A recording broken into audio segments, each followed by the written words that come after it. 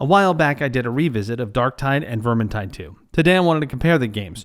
I should say that I love them both and I'm not digging at either one with what I've got to say here. I personally think they're both great and they both given me hours of entertainment.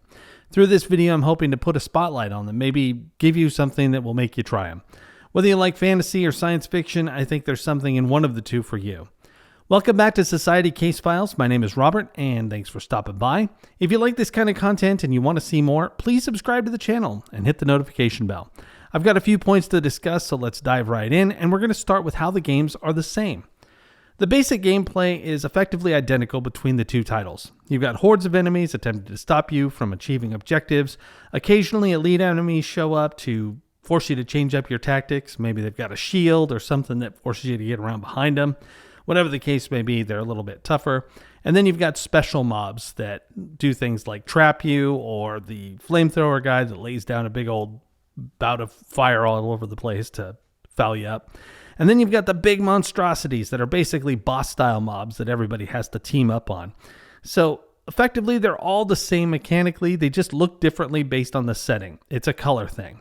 And that part makes a lot of sense. Why reinvent a wheel that works so very well? I mean, we had it from Left 4 Dead 2, and these are just Left 4 Dead 2 clones. So let's just flavor it for 40K or the old world and move on. I used to think that Darktide was a little bit more focused on ranged combat than melee, but that was a false impression, especially since I started playing the Zealot and I pretty much never pull out a gun. Ultimately, when you're in an arena and you're fighting the monsters, they're exactly the same. Especially when it comes to hand-to-hand combat. You dodge the same, you block the same, you break guards, it's all there. Now with that said, there is one mechanical difference that I should bring up, and that is that you can sprint in Darktide, but you cannot in Vermintide. And honestly, that is big enough for me that occasionally I would prefer to play Darktide just because of that. I am that impatient.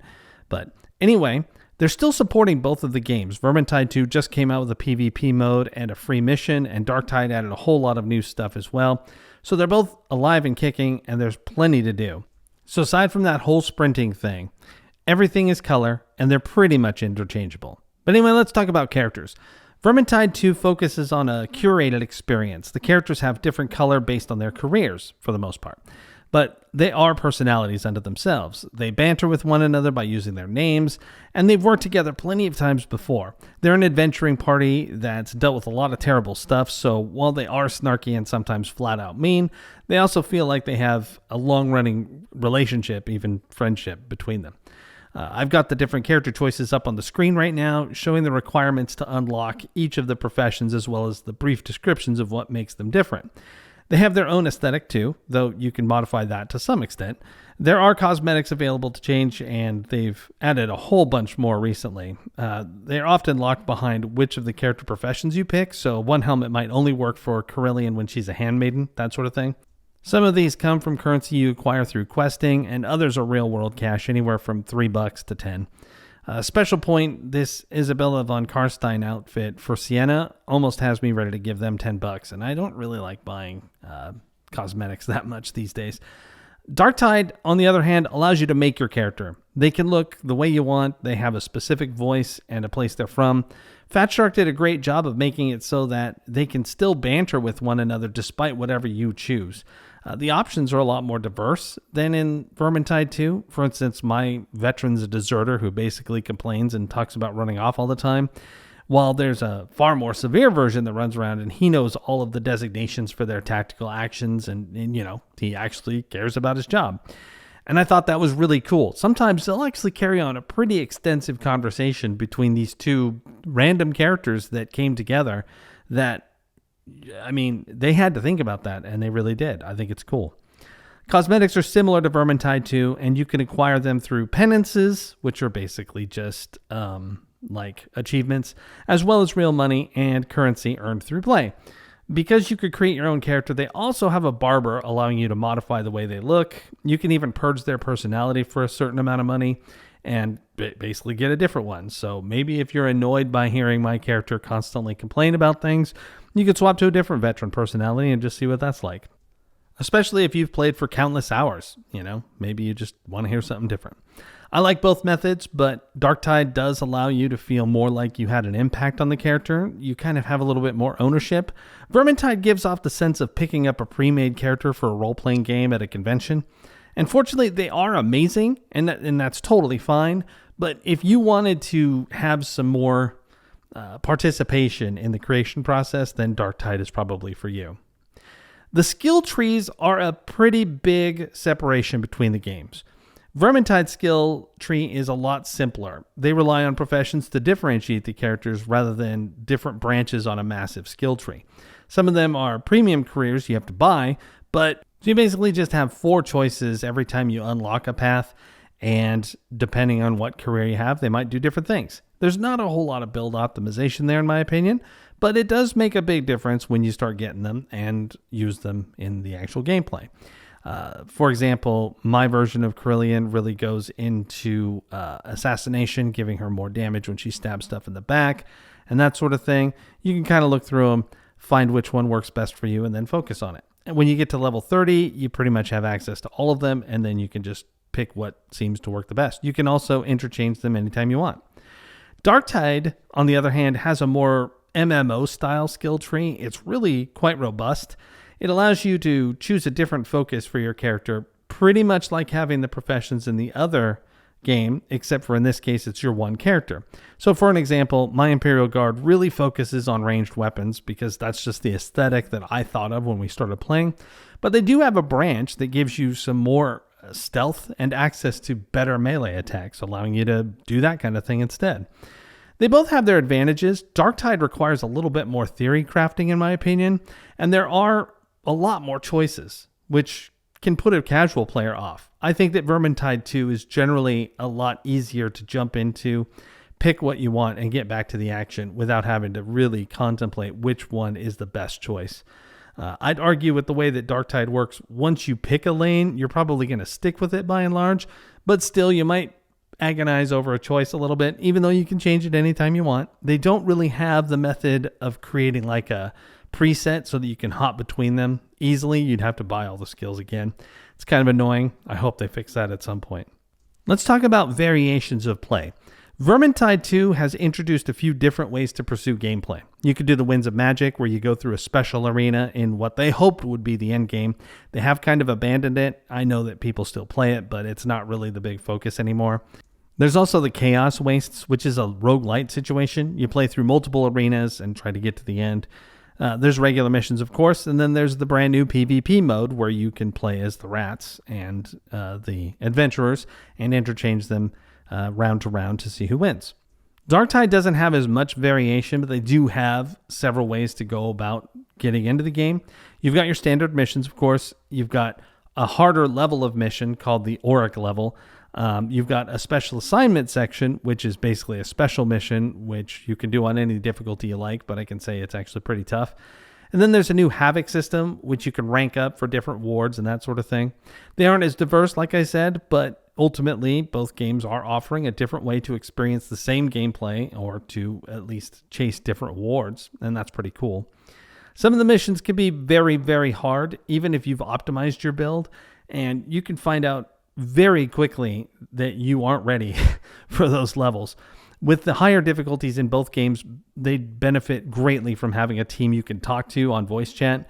I'd say pushing the hardest content would be best to find like-minded players, some friends that you can rely on, maybe practice with and play at least once or twice a week.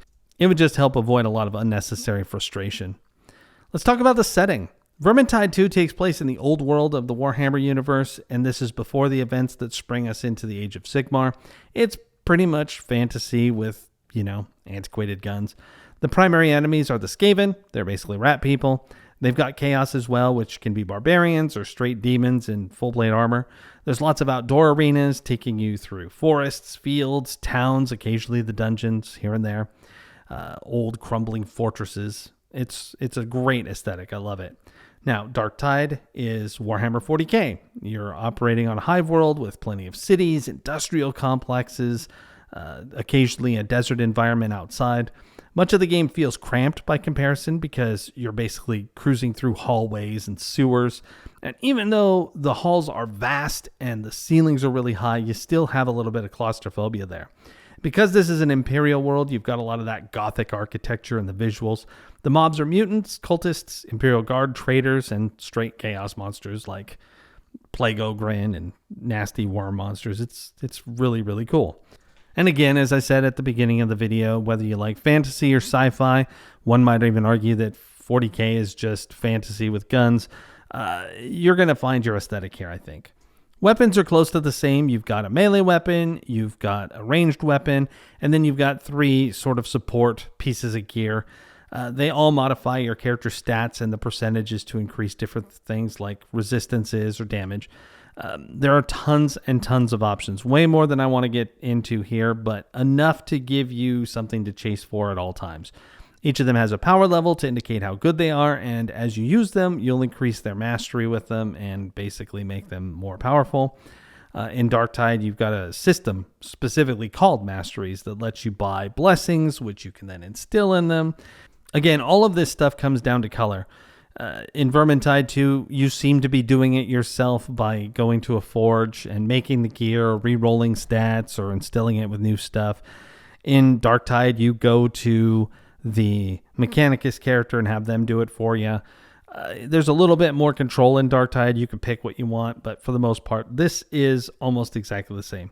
The systems are so similar that it's really hard to call them different other than you click on different buttons.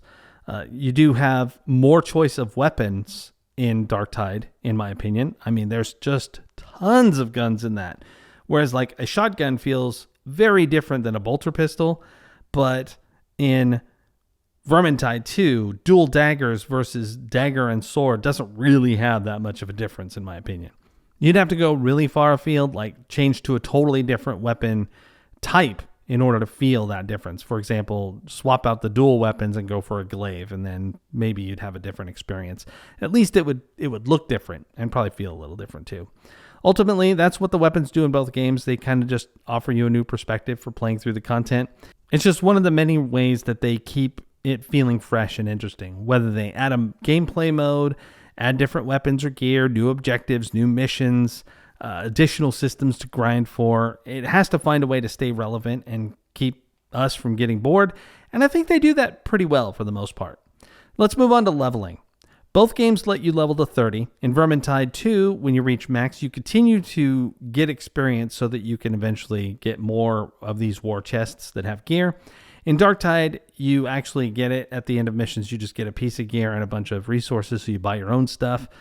Vermintide 2 has a limited number of NPCs hanging around the base. There's just a couple of folks there. Whereas Darktide 2 sticks you straight in the middle of a thriving base with tons of people hanging around to interact with and perform services for you. When you level, you gain access to different skills, abilities, and in the case of Vermintide 2, new professions.